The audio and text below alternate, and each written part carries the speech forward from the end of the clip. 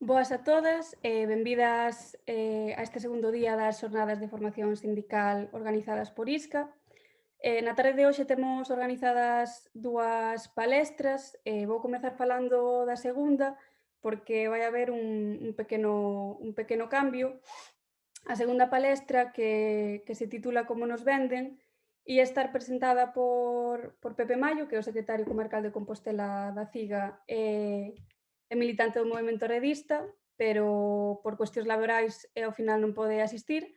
Entón, vannos acompañar Lucía Feire e Anxo Noceda, que son tamén as persoas que van estar na primeira palestra. E, bueno, pois eso, recordarvos que sobre as 8 máis ou menos teremos esta segunda palestra que vai tratar imos comentar un pouco cal é o marco legal relacionado co mundo laboral no que nos situamos, cales son as políticas que os gobernos estatais do PP e do PSOE Unidas Podemos pois veñen desenvolvendo estes últimos anos e cales son as críticas que dende a CIGA se fan cara a estas políticas, cara ás reformas laborais e, bueno, pois contextualizaremos un pouco cal é ese marco no que nos atopamos. Para a palestra de agora, que se chama Contratos, convenios e demais incógnitas, o que imos facer é facilitar de maneira xeral información básica para unha persoa, por exemplo, que se queira adentrar no mundo laboral e coñecer un pouco cal é o traballo que se fai dende os sindicatos, que pois a veces está máis agochado e non se ve. Como vos comentei, pois estarán connosco Lucía Freire e Anxo Noceda, que son membros da Executiva Confederal da CIGA e tamén militantes do movemento arredista. Entón, imos comezar cunha batería de preguntas, vamos a abrir unha serie de cuestións e, bueno, pues para abrir debate entre as que estamos aquí, pero tamén vos recordo que todas as que estades agora asistindo ao directo de YouTube, tendes a vosa dereita unha caixiña do chat onde podedes ir deixando as vosas preguntas, reflexións, calquera cousiña que queirades comentar, que lle trasladaremos ao final destas preguntas xerais, pois para abrir tamén un pequeno coloquio entre todas.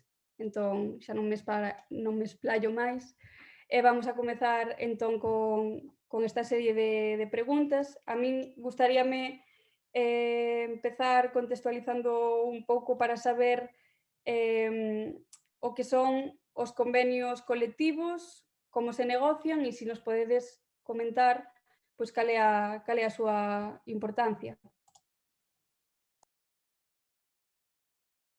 Sí, a ver, a mí gústame cando comezamos a falar dos convenios colectivos ou do marco que regula as condicións laborais dos traballadores e das traballadoras, gústame sempre lembrar unha cuestión que a veces nos pasa desapercibida, non?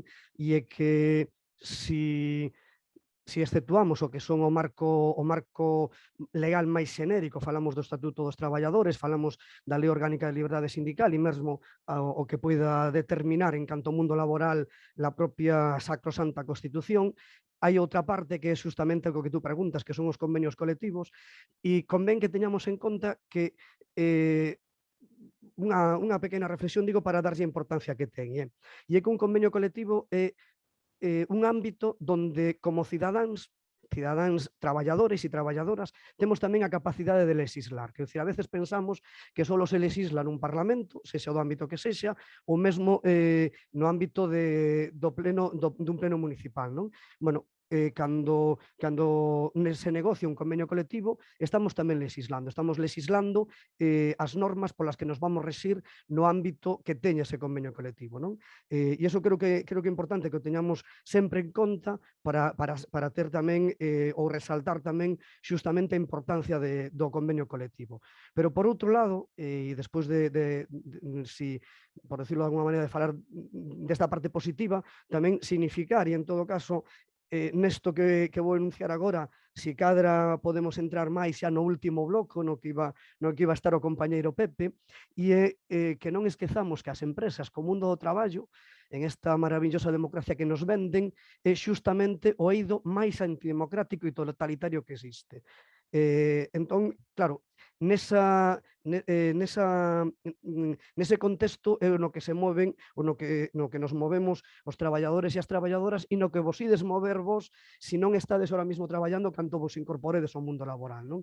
E ademais, con outro ingrediente, e é que, sobre todo, as persoas máis mozas e as que aínda non entrachedes en contacto co mundo do traballo, seguro que o vivide, que tedes esa percepción, e é que en ningún momento, con excepción na FP, na materia de FOL, se vos informa ni mínimamente do que vos ides a topar cando entredes no mundo de traballo, non?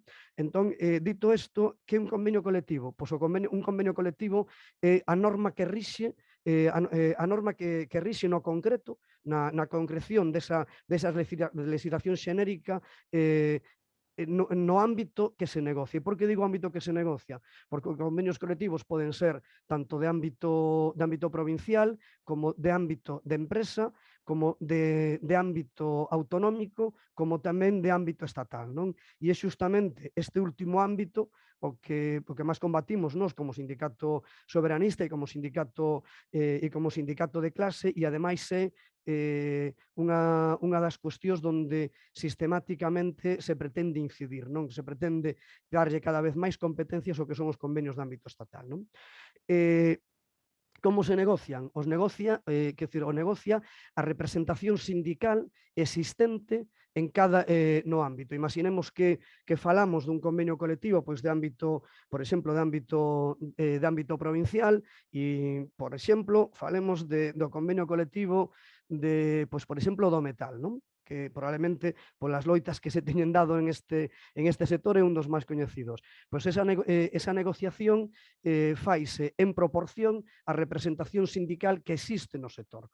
Daí a importancia que nos centros de traballo, que moitas veces non se lle dá, aos delegados e delegadas que escollemos e que se escollen nos centros de traballo. Quer dizer, un delegado ou unha delegada nun centro de traballo non só vai a representar aos traballadores no ámbito da súa empresa ou do seu centro de traballo, sino que tamén vai a ter a súa cuota de incidencia en canto vai representar esa central sindical. Eu digo no sentido de que en moitas ocasións nos atopamos con que no ámbito dun centro de traballo, dunha empresa, a veces escollen a determinación, desgraciadamente, para escoller un representante sindical, un delegado, unha delegada sindical, un comité de empresa, é que me cae máis simpático, por decirlo de alguna maneira, non? Desgraciadamente, moitas veces ocorre, non? E logo non analizamos, non avaliamos que ese delegado vai a darlle e otorgarlle representación na negociación do convenio a X sindicato que sexa. Evidentemente non é o mismo que a representación nun convenio, a representación na mesa sexa mayoritaria dunha central sindical ou de outra. Os pasos, digamos, habituais a hora de negocialo é que normalmente cada central sindical elabora a súa propia plataforma sindical para a negociación do convenio, igual que fai a patronal, vale? Igual que fai a patronal tamén elabora a súa proposta. No caso noso, no caso da CIGA, intentamos que haxa a maior participación posible, mesmo, que decir, dende como mínimo asambleas de delegados e mesmo con asambleas cando non é posible de afiliados tamén dese sector para perfilar as plataformas. E logo, dependendo do sector, dependendo do momento, tamén se intenta, ou podemos intentar, a posibilidade de acadar unha, digamos, plataforma conxunta, por decirlo de alguna maneira, coas outras centrais sindicais con representación na mesa de negociación dese convenio, non? Non sempre é posible, e cando é posible, moitas veces o que nos atopamos é que por parte tanto de comisións como do UGT vénense aceptando ou asumindo a práctica totalidade das propostas que poñemos encima da mesa como CIGA, pero para a continuación deixalas caer as primeiras de cambio, non? Hai unha cuestión que é obvia e que é clara. Levar adiante unha plataforma significa tamén poder ter forza no sector. E ter forza no sector non ven determinada única e exclusivamente pola representatividade. Vale? A representatividade é un factor, pero outro factor tamén é a capacidade de movilización que poida haber nese sector. Por iso é moi importante socializar entre o conxunto dos traballadores e das traballadoras a plataforma que plantexemos para cando por parte da patronal se produzo rexeitamento ás propostas que se están transmitindo, o que se están poñendo encima da mesa por ter resortes para poder levalas adiante. Non? Moitas veces o máis chamativo e probablemente tamén para a xente máis moza e sobre todo cando estades na universidade, na FP ou no bacharelato, o máis chamativo é ver as movilizacións, é ver unha folga.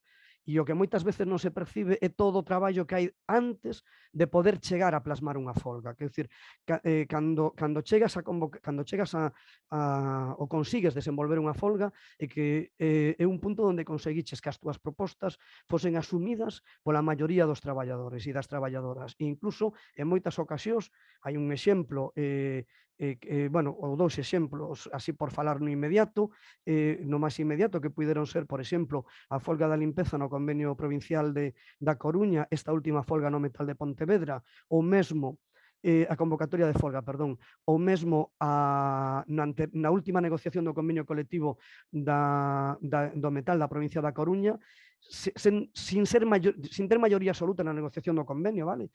Si sendo maioritarios, pero sin maioría absoluta, conseguimos obligar a Comisión UGT a que tuveran que apoiar cando menos inicialmente as nosas demandas. Despois é certo que en ocasións, exemplo, o do metal en Pontevedra, acaban vendéndonos, pero aí tamén evidentemente hai unha segunda parte e é que nós temos que ser tamén capaces de transmitirlle ao conxunto da clase traballadora xustamente esa venta, non? Porque o que se intenta facer o que son renuncias vendelo como éxitos, non? Que se regula que regulas, e por iso a importancia nun convenio colectivo, absolutamente todo, quer dizer, regulas, quer dizer, porque o Estatuto dos Traballadores o que nos marcan son mínimos, vale?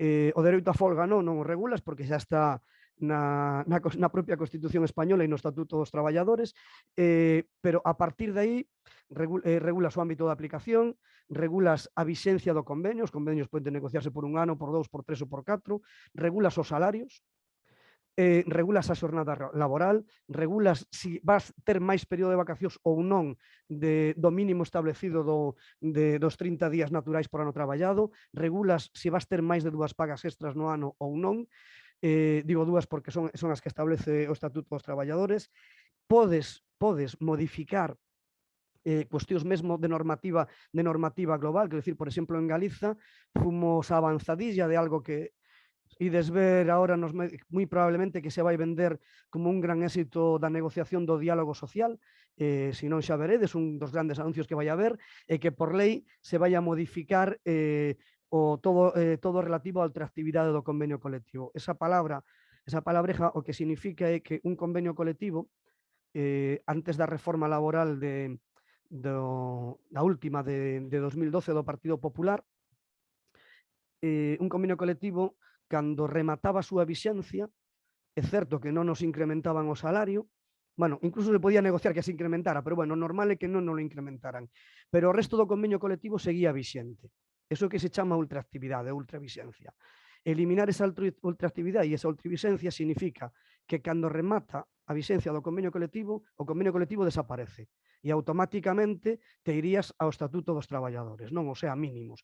Iso foi unha das cousas que incluía a reforma do PP e era unha espada de Damocles que tiñamos os traballadores e as traballadoras en riba. Ben, pois en Galiza fomos quen, co traballo que dinamizamos dende a CIGA, de conseguir que na práctica totalidade dos convenios de ámbito galego ou de ámbito provincial en Galiza, que todos eles mantivesen esa ultraactividade. Outros, no resto do Estado, non o fixeron nin o souperon facer. Non? Entón, digo que hasta se poden, de alguna maneira, mellorar moitas das cuestións que están establecidas. Hai un elemento que se está convertindo en un problema e en todo caso igual tamén é máis do segundo bloco de hoxe, da segunda palestra, pero bueno, tamén en todo caso unha pincelada rápida, e é como Comisión Suxete, o sindicalismo español e os gobernos de turno, e aí non hai diferencia, están utilizando os convenios de ámbito estatal, donde obviamente eles son mayoritarios, simplemente polo ámbito no que eles se presentan e o ámbito nos que nos e o resto do sindicalismo nacionalista ou soberanistas actuamos, están, repito, utilizando ese ámbito para intentar eliminar as posibilidades de negociación en ámbitos inferiores, xa sexan a nivel de convenios provinciais ou convenios autonómicos, intentando limitar a capacidade, que decir, que cuestións, podes negociar nesos outros convenios. Bueno, non sei se me estendín demais ou me rollei moito, pero bueno, en todo caso, tú misma ou as preguntas que surdan por aí logo aclaramos. Vale, sí, pues no, moi ben, a verdade, moitas gracias por esta explicación. Sobre todo isto que comentas tamén de que o sea, de como tamén organizacións sindicais poden facer uso destes convenios para así intereses propios. E, bueno, pois si destacar algo que comentaches que sí que é certo que a xente moza, por exemplo, cando eu estudiaba a ESO tiñamos unha asignatura de ética para a cidadanía ou algo así, non sei, como que esperabas que aí che ensinasen un pouco o que te ibas a topar na vida adulta, tema de, pois, por menos, comprender unha factura ou, sabes, este tipo de cousas do mundo laboral que nunca che explican. E logo, claro, cando te atopas co teu primeiro traballo ou así é que non sabes nin interpretar un contrato. Entón, bueno, vou enlazar con algo que comentaches agora, que ten a ver coas cuestións que recolle un convenio. Falaches de que non recolle, por exemplo, o dereito á folga, pero que sí que recolle o das vacacións, o das pagas e tal. Entón, queríache preguntar, ou preguntarvos, como se estipulan os salarios? De onde sae ese salario base, digamos? Sí, primeiro digo, e en todo caso por sentalo xa por aí, vale? Decir que desenvolvendo prácticamente o mismo traballo, vale? Dependendo do convenio que sexa de aplicación. Os convenios normalmente teñen que ver co sector, vale? Que decir, o convenio, pues, por exemplo, de limpeza, evidentemente, afecta ao personal de limpeza, o convenio de banca afecta aos traballadores e traballadoras da banca, o do metal aos traballadores e traballadoras do metal, etcétera, etcétera. Pero hai funcións ou categorías que poden ser comuns, quero dicir, un técnico superior existe ou pode existir en calquera desos convenios, non? Bueno, pois decir que non ten por que cobrar o mismo un técnico superior nun convenio ou noutro. Por que? Xustamente polo que decía antes, cada convenio no seu ámbito define a concreción das súas condicións. E o único que se nos marca con carácter xenérico a nivel salarial é o salario mínimo interprofesional, que creo que eso sí que conocemos todo o mundo, que se marca eso non é por negociación, eso é por decreto do goberno do Estado, pódese negociar, pódese falar, o único que se nos pida as centrais sindicais é que informemos, pero na maior parte dos casos o que nos informamos sobre o que opinamos do salario mínimo en cada momento, pois é desgraciadamente papel mollado, non? De feito, levamos e continuamos reiterando que a proposta, polo menos, cando menos da CIGA, é que o salario mínimo no Estado tense que situar no 60% do salario medio que existe, dos salarios medios que existen no Estado, que son, non quero mentirvos, pero creo que do entorno de 1.060 euros, se non me engaña a cabeza. Ahora non me tomedes moi así ao pé da letra, porque estou falando de memoria. Si se quere exacto, despois o busco tamén, que non hai problema. Vedes que está ahora mismo 950 euros, están falando de revisalo, pero polo que se ve a nivel de prensa e polo que nos chega de maneira non oficial, é que si fan algo de revisión este ano, como moito, será nese 0,9 que revisaron as pensións públicas e os salarios públicos, vale? Por lo tanto, seguiría lonxísimos dese 60% dos salarios, non? E normalmente como en función de como se marca no ámbito dun convenio, hai unha cuestión que xa é clara, que decir, a día de hoxe hai moitos salarios que xa veñen, de alguma maneira, ben herdado, non? E veñen herdadas da configuración e da estrutura de categorías que existía e que non vos pareza raro, porque é así, no propio franquismo. No franquismo non existían convenios colectivos como tais, existían o que se chamaban ordenanzas laborais. Esas ordenanzas laborais eran, por decirlo así, podía ser o equivalente a como se chama, un convenio marco para todo o Estado, non? Que marcaría esos mínimos. Nesos mínimos xa se marcaban o que serían a propia distribución de categorías coas referencias salariais que tería cada unha desas categorías, non? Bueno, as ordenanzas laborais están derogadas todas elas, pero mentras non sexan sustituídas por outra norma, subsidiariamente siguen en vigor, non? Entón, aínda que tamén pola reforma laboral, e agora non quero mentir, creo que foi a do goberno de Zapatero, a de 2010, a estruturación en categorías eliminouse, vale?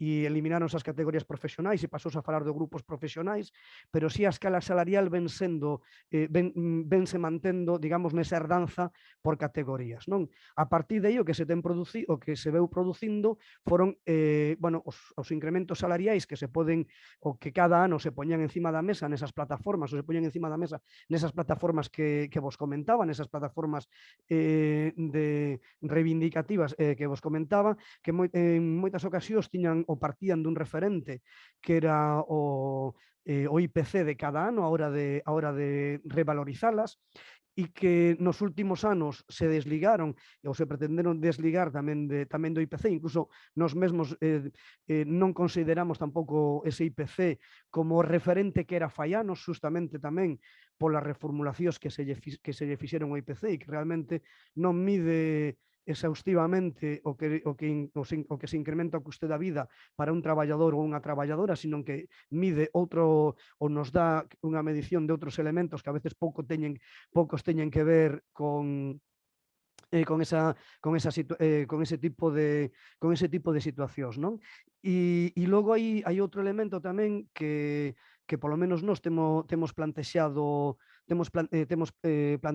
en máis dun convenio que ten que ver como se chama, coa enorme diferencia retributiva que hai entre a escala salarial máis baixa e a máis alta, non? Hai convenios colectivos onde esa diferencia se multiplica por 5 ou por 6 e, sin embargo, podemos falar de estados da Unión Europea onde esa diferencia se pode situar mesmo en, como se chama, como moito no doble ou en como se chama, en 2,5 veces como moito, non?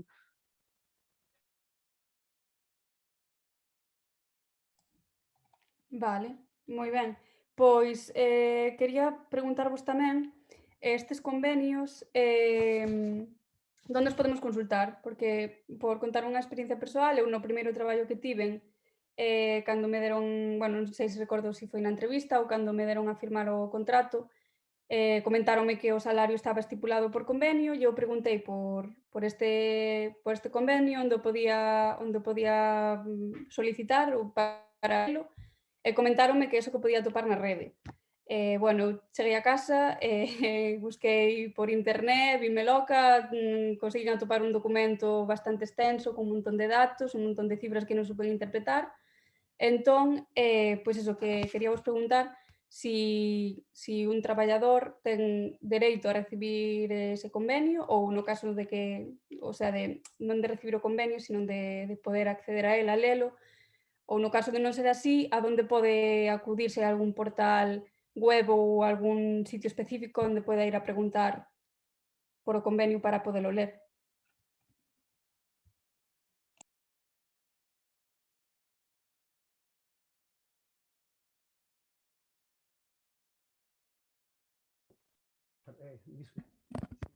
Disculpade. A ver, digo en canto á pregunta que estabas facendo.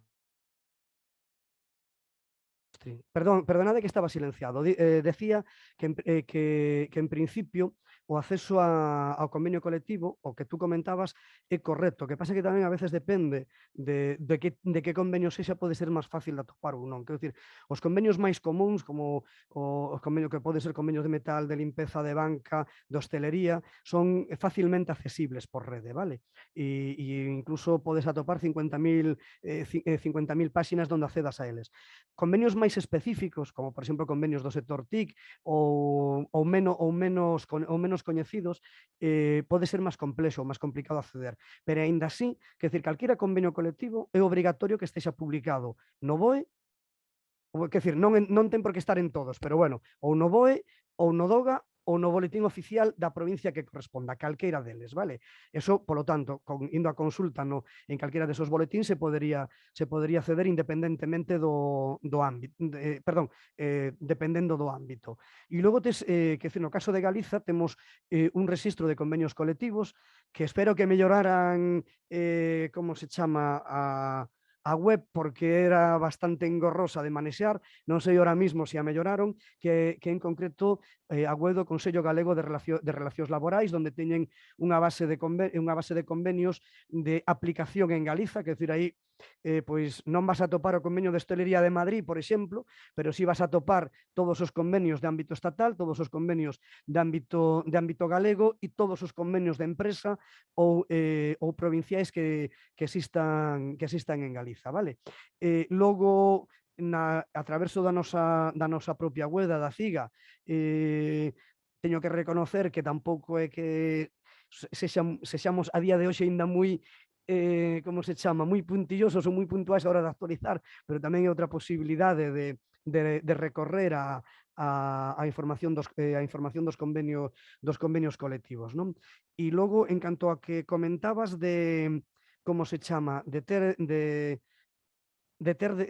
canto ao tema que comentabas de ter dereito, de si tes ou non tes, si tes o dereito ao convenio, si tes dereito a que se che entregue o convenio na empresa. Outro tema e outra diferencia, e en todo caso podemos comentalo despois, ou non sei se isto yo piso a Lucía, en todo caso xa me fará algunha seña ela, é o prudente ou non prudente si vas a empezar a traballar dependendo en que empresa, de que o pidas ou non o pidas, non? E isto, dito así, igual pode parecer raro, pero bueno, explicado creo que se podería entender perfectamente. Sí, un pouco comentar o que di Anxo, enlazar co que di Anxo. Non? Primeiro, pensei que se iba a esquecer que nós estamos aquí, que temos unha base de datos completa e, polo tanto, temos as portas abertas a quen queira contactar con nós e para que lle imprimamos o convenio colectivo en cuestión e, bueno, para consultar calquera información que queira consultar, pero, bueno, ao que iba, sí, sona un pouco así conservadora o de cando aterras no mundo laboral entrar cun perfil baixo, non? En plan Amancio Ortega. Ou polo menos agardar a consolidar o teu posto de traballo, a ter un contrato indefinido para empezar a protestar, a exixir os teus dereitos e, bueno, eso, o primeiro paso xa sería o convenio colectivo ou mesmo contactar ou informarse de quen son as túas representantes legais na empresa e son elas as que che poden aportar esa información, mellor que sexan da CIA, por suposto. E quero volver un pouco para atrás no que comentaba Anxo ou no que comentábamos dos convenios colectivos, non? A importancia sublime de quen nos representa en cada centro de traballo, porque quen nos representa en cada centro de traballo, inda que sea nunha empresa, 2 na do lado, 3 na de máis alá, 4 na de... É importantísimo para despois, para quen negocia o convenio colectivo, para quen escribe esa plataforma ou para quen dá o paso a denunciar un convenio que leva 5 ou 6 anos sin negociar. Entón, eso, reiterar na importancia esa de votar, de promover eleccións, de preocuparse de que na empresa haxa unha organización, un movimento sindical e tamén, bueno, volvendo a insistir no tema do perfil baixo para non levantar moita lebre, polo menos ata que teñamos un posto de traballo máis asegurado, porque, bueno, xa falaremos despois tamén de contratos, os que máis se empregan entre a mocidade son os contratos temporais, entón, pois sería un pouco empezar con pés de plomo e agardar a que o noso choio se consolide. Vale, sí, ao meu favor direi que cando preguntei por iso foi máis ben por ninguna intención de facer nada contra a Non se che empresa. escoitaba, non se che escoita. Non? Sí, se me escoita, non? Eu sí, perfectamente. Vale. Escóitaseme, non? Ok.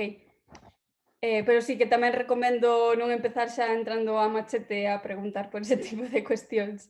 Vale, falabas agora, Lucía, dos contratos entre a mocidade e era a pregunta que eu iba a facer agora mesmo, de feito.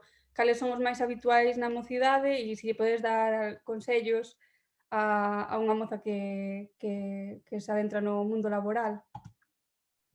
Pois iso, como comentaba antes, os contratos máis empregados entre a mocidade son os temporais, os para a formación e a aprendizaxe, e os contratos en prácticas. E permitídeme que, bueno, a verdade é que o título desta parte das xornadas de formación, o de encaixar o golpe, pareceme que está moi ben escollido, porque é certo de que cando aterras no mundo laboral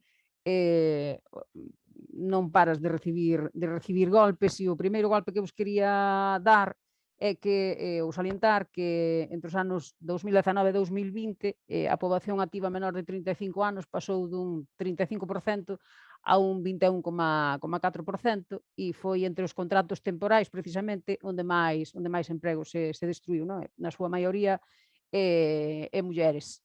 Dentro dos contratos temporais, un dos máis empregados é o de obra e servizo determinado, que non me... Bueno, a idea inicial era un pouco falar así polo miúdo deste contrato, das características deste contrato, pero bueno, igual despois, se surden preguntas, pois podemos falar máis dunha forma máis ampla. Pois, eso, o que dicía, os contratos de obra ou servizo determinado, ollo con eles, porque teñen que ser empregados para obras ou servizos determinados. Non se pode empregar, por exemplo, para o normal funcionamento dunha empresa, ou non se pode empregar para cubrir unha baixa definitiva na empresa. Tense que empregar para iso, para obras ou servizos determinados, e ten que especificar claramente a obra ou servizo determinado ao que está destiñado. Tense que formalizar por escrito, vale? O empresario non ten a obriga de preavisarnos que remata o contrato se non dura máis de un ano, é dicir, que o empresario hoxe pode dicir, mira, mañán xa non traballas aquí. E a indemnización deste tipo de contratos é de 12 días por ano traballado, unha indemnización miserenta, a non ser que este contrato non reúne as características que acabo de nomear, ou de facelo por escrito, ou especificar a obra ou servizo determinado. Enténdese que este contrato está realizado en fraude de lei, polo tanto, pasa a ser un contrato indefinido a todos os efectos, que tería, entre outras cousas, unha indemnización un pouco menos miserenta de 33 días por ano traballado, que antes da reforma laboral do 2012 do Partido Popular era de 45. Outro tipo de contrato así tamén bastante empregado entre a mocidade, e aquí tamén neste sí que quero incidir, porque temos detectado algunha que outra cafrada dos empresarios, é o contrato para a formación e a aprendizaxe, non? Que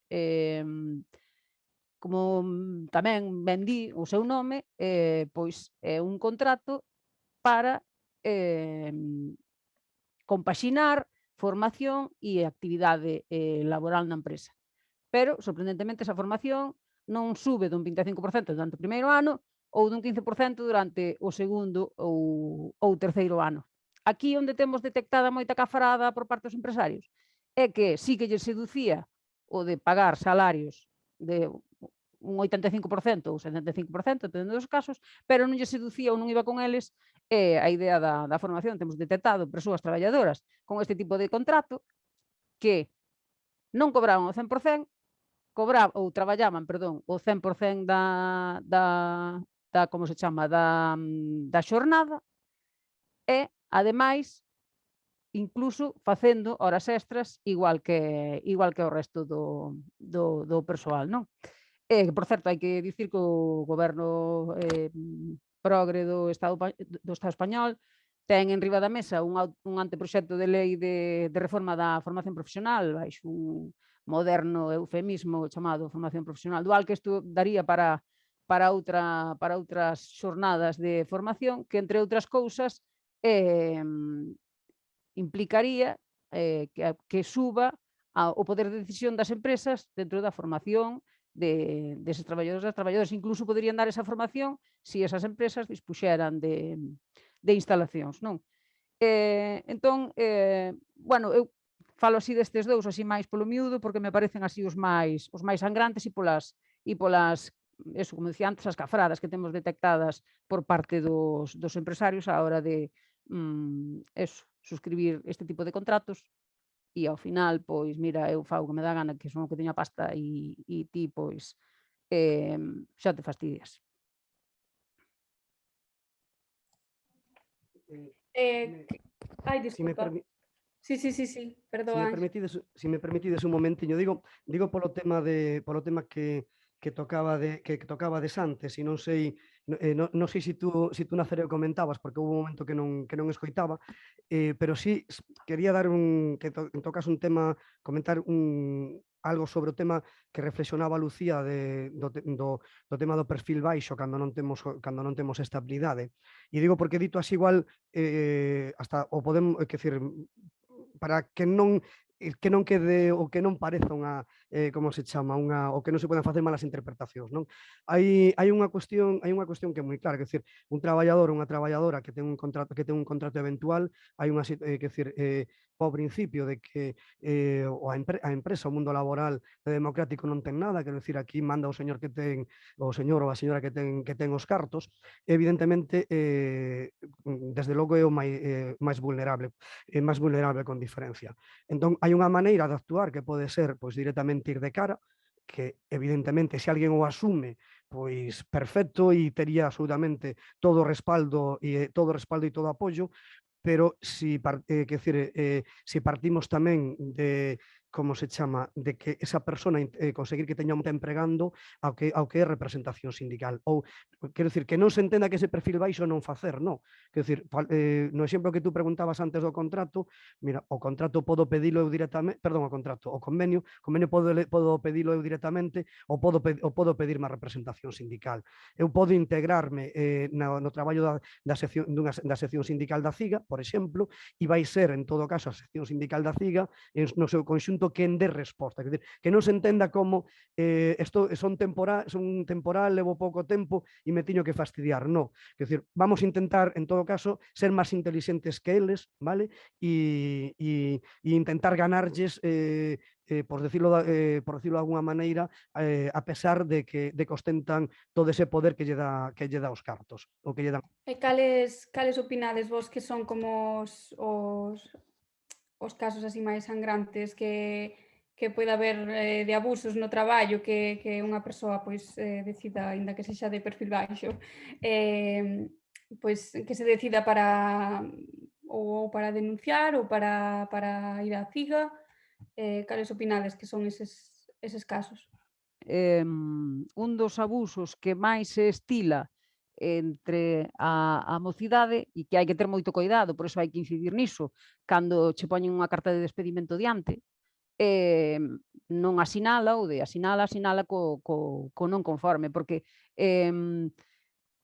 eso, onde máis abuso existe, creo eu, bueno, xa comentará Anxo tamén, é no tema dos despedimentos, por un lado, e máis cousas. Eso, poñer enriba da mesa un despedimento procedente ou por un despido disciplinario, cando o que tiñamos que ter enriba da mesa é un despido improcedente, que é a gran diferencia que hai entre un procedente e un improcedente é a indemnización que falábamos antes dos 33 días traballados, incluso intentar colarnos unha baixa voluntaria. Por iso que cando nos poñen calquera documento deste tipo diante, pois eso, ou non firmalo ou firmalo non conforme. E despois o abuso que hai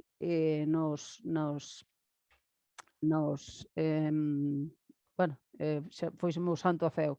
No período de proba, perdón, xa recuperei a realidade. No período de proba, o período de proba, que quero dicir con isto, no abuso do período de proba? Que os períodos de proba poden ir dun mes a 6 meses e durante o período de proba podente despedir sin ningún tipo de indemnización. E ao que vou é que un empresario pode botar man dos períodos de proba, pasou un mes, pasou os 2 meses, pasaron os 3 ou os que señan, non me sirves, non das o perfil que estamos buscando para a empresa e detrás de ti ven outro igual co mesmo contrato e co mesmo período de proba ou un período de proba distinto, pero tamén se vai ir cando a mí me pete e sin ningún tipo de dereito. Por lo tanto, eso, importantísimo o tema de non asinar documentación que nos poñan diante, non?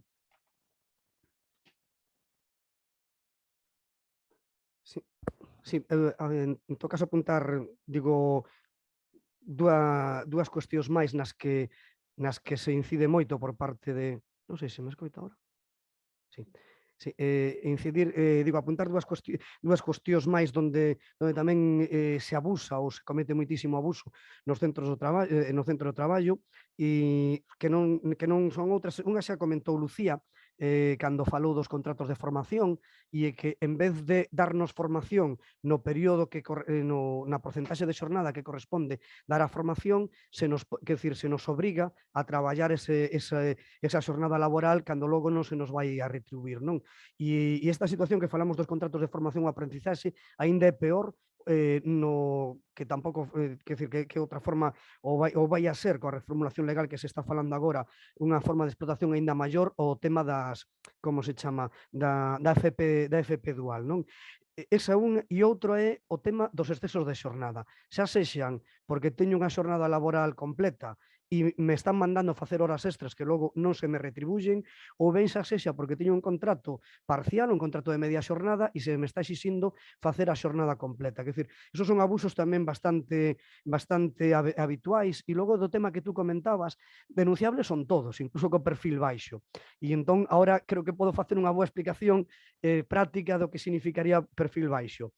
Si unha persona con un mozo ou non moza, con un contrato eventual nunha empresa está tendo un exceso de xornada, eu podo facer unha denuncia directa no xuzgado, vale? Podo facer esa denuncia directa, fago eu personalmente, ou ben podo, por medio da representación sindical da empresa, facer unha denuncia diante de Inspección de Traballo, ou ben mesmo o plantexamento dun conflito colectivo que o plantexaría, en todo caso, a central sindical como tal, ou de non haber representación, ou de non fiarme da representación que hai no meu centro de traballo, sempre, dende a central sindical, se pode plantexar como mínimo unha denuncia a Inspección de Traballo, vale? E iso, de alguna maneira, tamén é un xeito de buscarme tamén garantías, no sentido de que a partir de que hai unha actuación de Inspección de Traballo, abro paréntesis, se a Inspección de Traballo é correcta, que a veces tamén dan moito que desexar, bueno, pois de alguna maneira pode estar incluso blindándome en canto a proteccións, non? As proteccións que eu como traballador ou como traballadora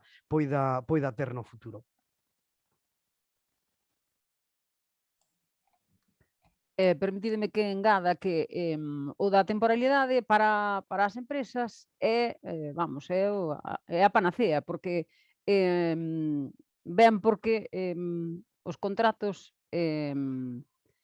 temporais feitos a persoas que son demandantes de emprego para as empresas están bonificados. Un exemplo de bonificación é a de cando unha empresa lle fai un contrato a un traballador, unha traballadora, un contrato de interinidade para sustituir a unha persoa que está en excedencia por cuidado de crianzas, por exemplo, ten unha bonificación na Seguridade Social de entre un 95% e un 50%, e que iso é, vamos, é unha barbaridade. Ademais, xa comentaba Anxo, non, que é unha maneira de sometemento por parte do capitalismo, porque claro, a persoa traballadora, e tamén entendedeme ben, porque parece que causa un pouco polémica o que dixen do perfil baixo, entendedeme ben tamén que botar man dunha persoa con un contrato temporal é fácil porque esa persoa polo menos ten a ilusión, e digo entre aspas tamén, de que algún día se lle faga un contrato indefinido e, polo tanto, pois voume someter pois, mañá teño que facer 4 horas extras, mañá non me tocaba traballar, veño, esta fin de semana non me tocábame liberar, pero pídeme que veña a traballar, veño. Claro, por iso, e volvo a insistir, entendéndeme ben, pola ilusión de que algún día na empresa me fagan un contrato indefinido. Ademais, a temporalidade para as empresas representa unha especie de caixón desastre onde botar man cando as cousas para elas están complicadas, non? Sí, esa ilusión tamén que falades, bueno, que falabas agora de que se contraten na empresa e demais. E tamén enlazando co que dixo antes Anxo de facer horas de máis, comentábamolo tamén onte na primeira palestra de que hai traballos nos que os traballadores xa teñen asumido que teñen que dar pois 1 hora e media máis ao día e se alguén pois non fai iso é como que se lle mira mal, non? Que si que hai certos sectores como que se ten esa idea, non? De que tes que dar de máis á empresa porque como se a empresa fose a túa familia. Bueno, están chegando xa preguntas polo chat, pero para pechar esta batería de preguntas que tiñamos preparadas nós, pois rematar xa coa última que sería a quen podemos acudir cando queremos denunciar, pois, por exemplo, un despido improcedente e que podemos esperar neste caso, cando decidimos, pois eso, denunciar.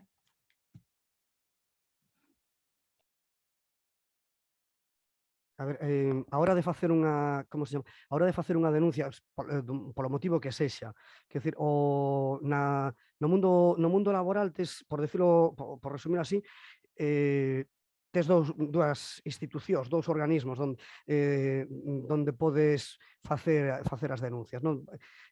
Basicamente, digo, de maneira xenérica, porque logo pode haber en ámbitos moi concretos pode haber outras, non? Pero tes o que comentaba eu antes da Inspección de Traballo, evidentemente para un despido improcedente, para unha denuncia por despedimento non nos sirve, Inspección de Traballo non é competente, e logo tes o xulgado do social. E a quen podes ir? Pois sorprendentemente pode ir calqueira, porque quer decir, que creo que outro dos temas que non é moi conocido, que na xurisdicción do social non necesitamos presentarnos con abogados, polo menos en primeira instancia. Quer decir, outro tema é se hai recursos ao Tribunal Superior ou ao Tribunal Supremo, que sí que sería necesario, pero para facer a primeira das reclamacións que podemos plantexar, que é un acto de conciliación no que se chama SMAC, que é o Servicio de Arbitraxe, como se chama? Arbitraxe, Mediación e Conciliación, podo facelo eu mesmo, si sei, non necesito en absoluto de abogado. E o mismo para presentar unha demanda no xuzgado pasado o primeiro proceso como se chama, da papeleta de conciliación, non? Bueno, de todas as maneiras, o máis normal é que calqueira traballador ou calqueira traballadora o faga por medio dun abogado ou dunha abogada.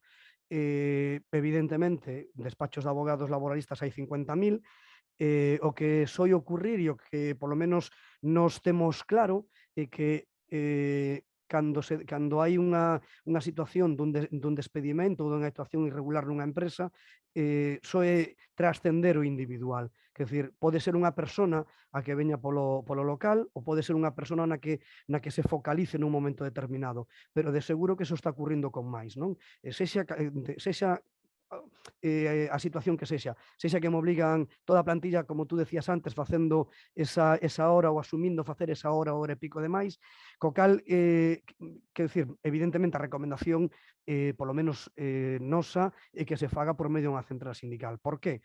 Non, porque unha central sindical, e non o confundamos, así tamén aproveitamos para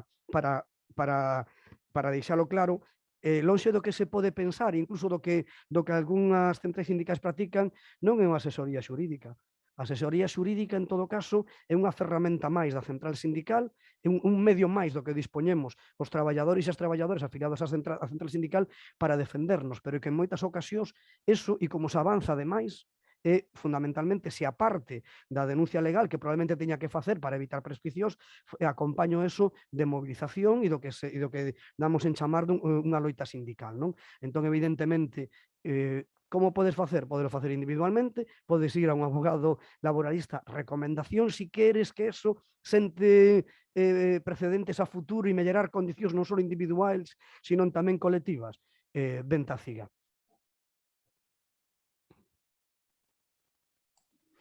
Vale, pois eso. Idea ciga. Comezamos entón coa batería de... Oi, coa batería non.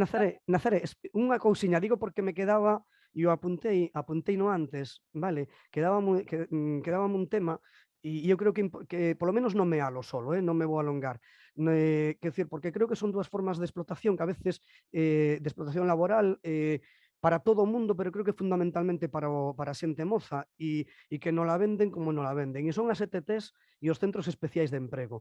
As ETTs creo que xa son máis conocidas e non as venden como esa flexibilidade del mercado laboral que é fácil para a incorporación, cando é unha forma de explotación probablemente das máis cruentas que hai, pero logo hai outra que cada vez ademais se está revelando como máis utilizada por boa parte das empresas, porque moitas delas están creando os seus propios centros especiais de emprego e logo algunha que vai de integradora social, como é o Grupo 11, é a que máis se utiliza para explotar ademais a persoas discapacitadas e encima non lo venden con unha praxe de inserción laboral e simplemente decirvos que as persoas que forman parte dos centros especiais de emprego, as condicións retributivas que teñen, por lei, son menores as do resto do personal, con unha salvedade, que son os centros especiais de emprego que teñen ánimo de lucro, que eu xa digo que son todos, pero os que legalmente están considerados así.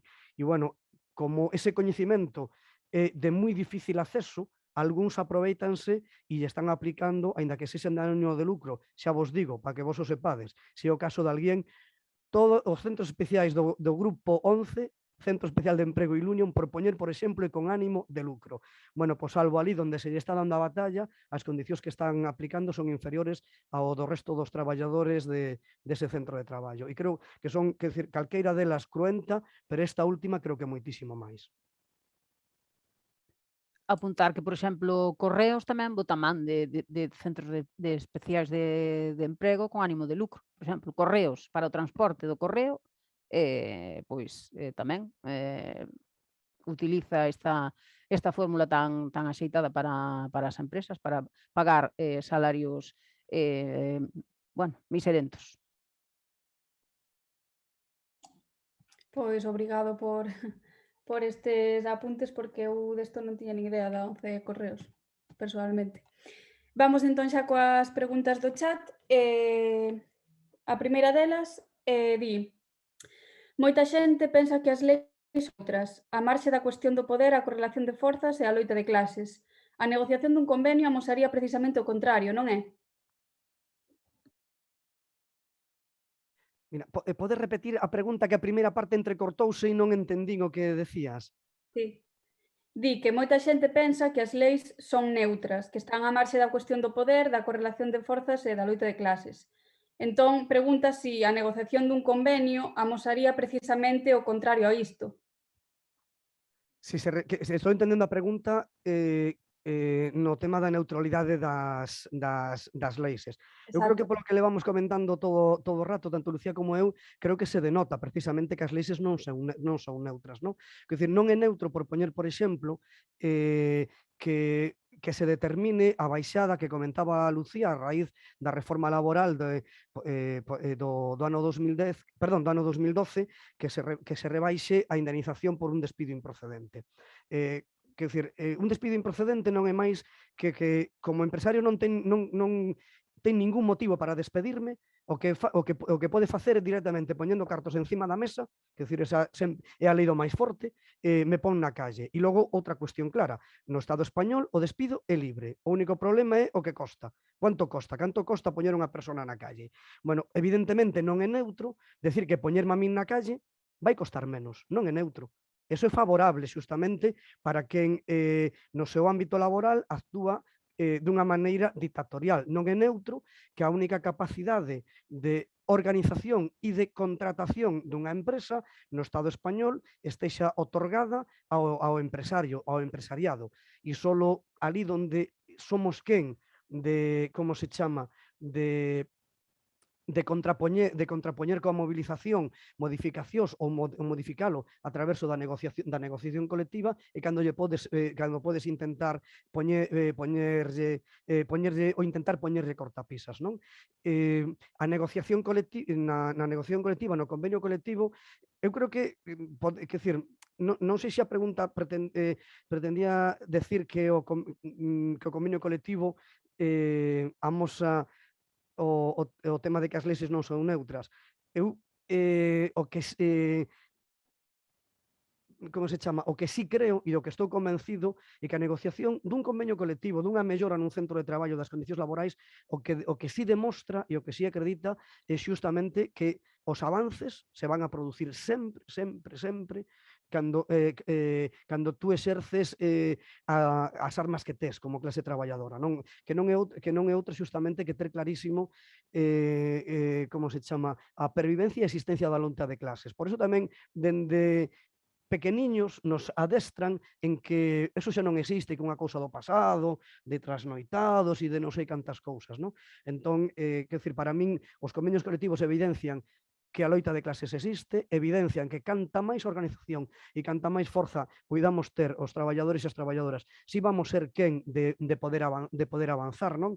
E, por outro lado, evidentemente, as normas, as leixes que se decretan, o que nos decretan desde os gobernos de neutras non teñen nada, pero tampouco teñen nada de neutro eso que está tan de moda hoxe que lle chaman negociar en el diálogo social, porque eso non é negociar, eso é claudicación, quero dicir, tú cando plantexas a negociación de calqueira acordo, se non o plantexas baseado na forza, sabes que vas a perder na forza, e se enténdase como forza capacidade neste caso de movilización, vas a perder sempre. Dende logo que non vas a avanzar.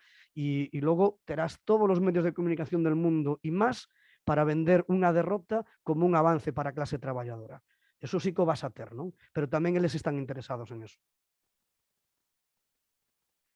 Palabras claves, non? Organización e loita, está claro.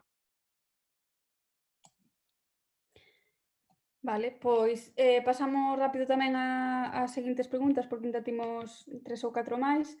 A seguinte persoa pregunta se lle podes dar unhas dicas básicas para principiantes no mundo do traballo, porque na súa primeira experiencia laboral, entre comiñas, ni siquiera conservou unha copia do contrato nen mirara previamente os seus dereitos. Entón, algúns consellos básicos para eso. Tú? Pois sí, consellos básicos, solicitar a copia do contrato, está claro. Pero bueno, volvo outra vez ao do perfil baixo e que se volvo a entender ben. Unha copia de contrato, se unha persoa pois incomoda, pois pedirlle ao empresario porque el non lla entregou, que ten a obriga de entregar unha copia de contrato, unha vez que firmas, pois unha copia de contrato ten que ser para ti, está claro. O que pasa é que se pois por circunstancias Hs ou Bs, pois non fomos capaces de pedir esa copia de contrato, pois podemos recurrir á CIGA, por suposto, que no seu nome, en nome da CIGA, poñeríamos unha denuncia en Inspección de Traballo dese empresario do que falamos, pois que non entrega as copias de contratos. E outra recomendación é, antes de empezar nunha empresa, tentar informarse, o que dicía Anxo, pois no buscador BOE, convenio colectivo de tal sector, convenio colectivo, porque hai empresas que teñen convenios propios, entón, convenio colectivo da empresa tal. E bueno, eso. Para iso estamos nós aquí tamén, para orientar, pero si peza clave é coñecer o teu convenio, pois cales son os salarios, cantos días de vacacións tes, se tes dereito a días de asuntos propios, cantos días tes para acompañar a túa nai ao médico, etcétera, etcétera. Iso é a cuestión clave de antes de comezar a traballar, pois informarse de cales son as nosas condicións de traballo dentro desa empresa ou dentro dun sector en concreto, porque así evitaremos que abusen do poder os señores capitalistas, non? Aparte desto que comentaba, aparte desto que estaba comentando Lucía, solo dúas cuestións máis. Unha, tedes na web da CIGA, non recordo como se chama o apartado ahora mismo, pero tedes acceso a diferentes documentos, que tamén é outra vía, diferentes documentos sobre diferentes aspectos que nos poden afectar na nosa vida laboral, de dereitos, de como se chama, de modelos de solicitude, etcétera, etcétera, etcétera. E logo o outro elemento é intentar saber, e para iso o mellor é vir polo sindicato tamén, porque tamén quer decir, evidentemente son situacións moi distintas, como está, quer decir, como está estruturada a empresa en canto, por decirlo así, a representatividade, a representación sindical. Quer decir, non é o mismo unha empresa donde hai actividade sindical permanente que unha empresa donde non hai prácticamente ningunha actividade sindical, ou mesmo non existe representación sindical, non? Que polo que eu deduzo da pregunta da compañeira ou do compañeiro, creo que debe de ser o caso que viveu, non? Entón, nesas circunstancias, eu, dende logo que o primeiro é vir polo sindicato. Creo que é o mellor. Logo, se na empresa está articulada, se hai representación sindical, se hai sección sindical da CIGA, directamente contactar coa sección sindical, entre outras cousas, porque vai ter acceso inmediato a toda a regulamentación que exista na empresa. E se non, eso xa digo, ou vir polo sindicato ou se non se quere vir na nosa propia web, vai a ter acceso a diferente documentación. E as claves que non as que decía Lucía, a copia do contrato teño dereito a tela, moitas empresas non a facilitan, entón o recurso eu recomendaría utilizar o mismo que dixo Lucía de Inspección de Traballo e o convenio colectivo a accesibilidade que comentamos antes nas redes.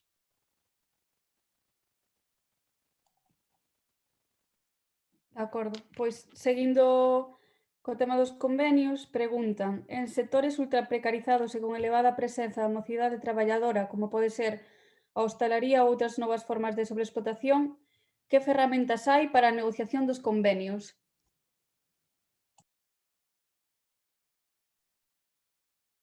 Sí, a ver, evidentemente, canto máis precarizados son os sectores, canto máis precarizados son os sectores, máis difícil é traballar, non?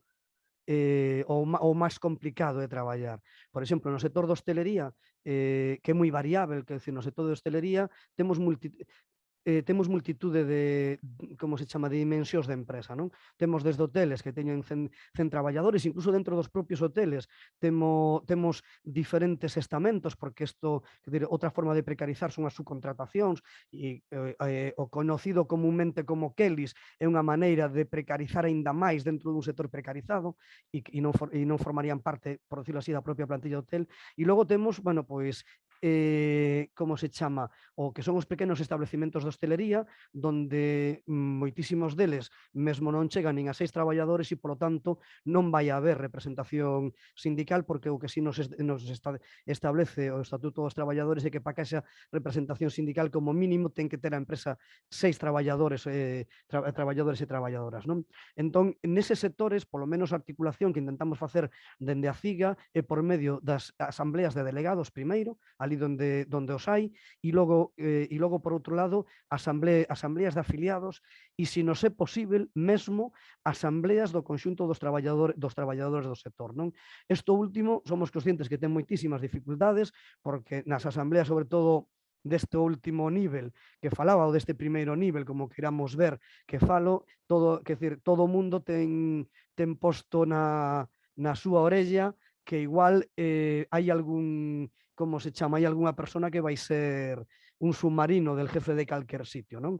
Entón, iso tamén é certo e somos conscientes que limita a participación do personal, non? Pero son, en todo caso, as ferramentas que temos e, evidentemente, despois tamén no ámbito do propio convenio está a capacidade non, a maneira de articular en función xustamente da precariedade que existe no sector. Eu vou poñer un exemplo do que quero decir con isto. Unha folga que levamos non fai, bueno, si xa fai bastantes anos, porque foi no 2000 na limpeza da Xunta de Galicia, que estaba polo convenio colectivo provincial da limpeza, e o que se estaba pelexando aí era para que cobraran ou tivesen a mesma retribución que o personal laboral da Xunta de Galicia que facía as súas mesmas funcións. Bueno, obviamente, ese era un dos sectores que está máis precarizado, ou que estaba máis precarizado en aquel momento, e obviamente había personal con contratos temporais. Bueno, ao personal con contratos temporais, e tamén isto pode ser outro exemplo de perfil baixo, o que se lle dixo é que de ningunha maneira dixeran que iban secundar a folga.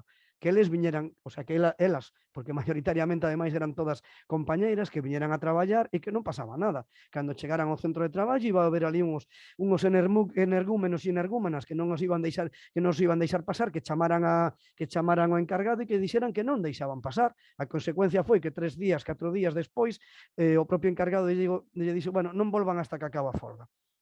Quer dicir, son maneiras, en todo caso, que temos tamén para articular adaptando a ese tipo de situacións, non? Xa que a ferramenta máis clara e máis directa que a sección sindical ou que a representación sindical é moi complicado, quer dizer, son sectores onde a veces é moi complicado que exista, non? Eu, como son de Compostela, na maior parte dos baretos da Raíña Franco, etcétera, representación sindical casi non hai en ningún, entre outras, porque prácticamente ningún desos establecimentos chega a 6 traballadores. Entón, a articulación a faz por asamblea de afiliados ou a Asamblea de Traballadores ou vai ser moitísimo máis, é dicir, ou vai ser imposible de desenvolver, non? E evidentemente non, é dicir, se non hai participación, varitas máxicas non hai, tampouco.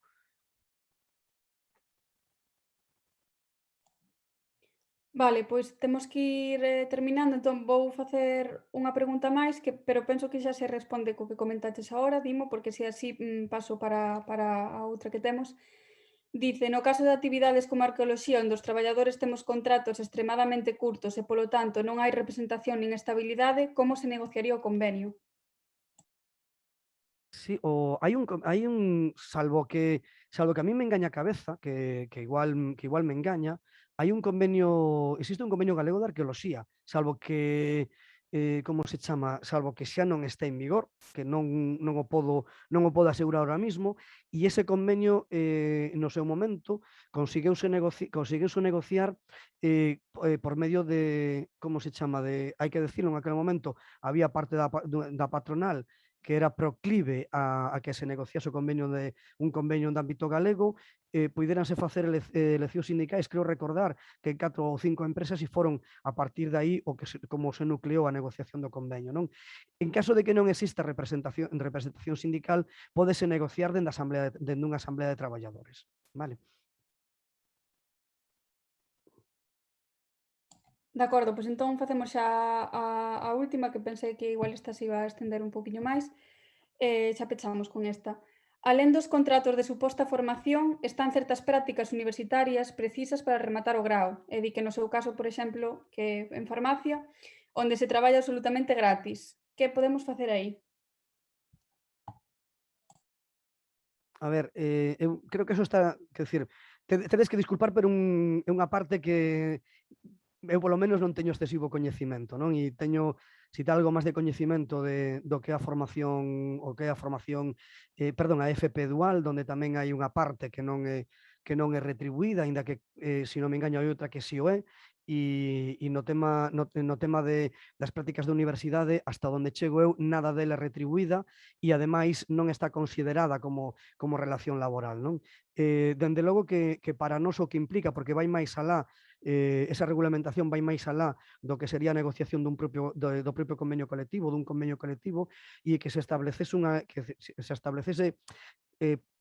como unha norma de carácter xenérico, evidentemente, dende o noso punto de vista, preferentemente de ámbito galego, esa norma, donde se regulase como se poden desenvolver as prácticas, en que condicións e as propias retribucións desas prácticas, non? Máxime aínda que o meu coñecemento deso é bastante limitado, pero polo que sei, ao final ocurre exactamente o mismo que coa FP, cos contratos de aprendizaxe e os contratos en prácticas, non?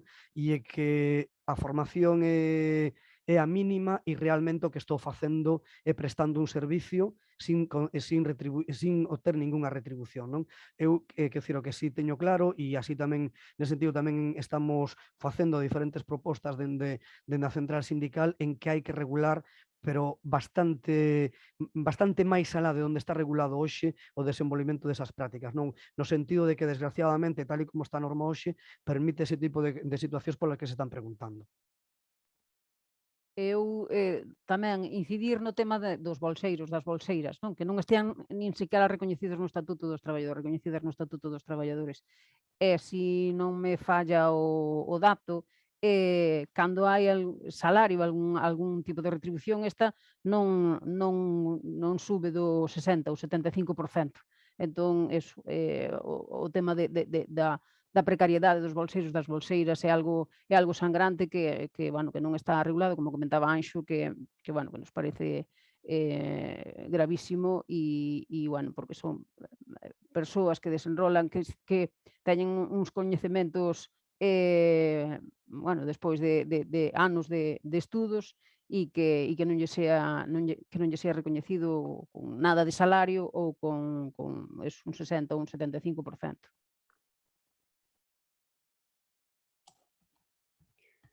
Moi ben, pois xa nos chega a palestra que xa van ser horas de pechar para poder facer o descanso para a seguinte. Pois darvos as gracias por todo isto que nos contástedes, moi interesante. Espero tamén que se responderan as preguntas para a xente que comentou no chat de YouTube. Recordarvos as que estades vendo o directo que subimos facer unha pausa de media hora e que ás 8 volveremos conectarnos de novo con Lucía e con Anxo para a segunda palestra que se chama Como nos venden. Imos falar un poquinho máis a fondo desas políticas que xa se apuntaron así por enriba agora nesta palestra estatais e, cal é a posición da CIGA con elas. Así que, gracias por vernos, esperamos vos nas seguintes.